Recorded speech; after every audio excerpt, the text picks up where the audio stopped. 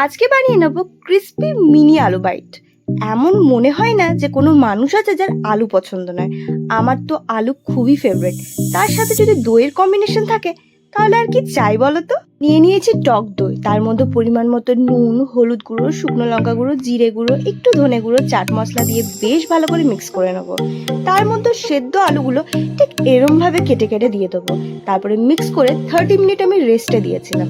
তারপরে ঠিক ফ্রাই করার আগে একটুখানি অ্যারোরুট দিয়ে বেশ ভালো করে মেখে নেবো। তোমরা চাইলে একদম ডুবো তেলে ফ্রাই করতে পারো, তাছাড়া এরম হালকা তেলেও করতে পারো।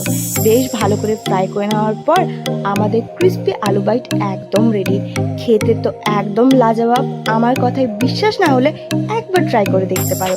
আর টেস্ট কেমন লেগেছে আমাকে নিচে কমেন্ট করে জানাবে। আর ভালো লাগলে লাইক আর সাবস্ক্রাইব করতে একদম ভুলো না।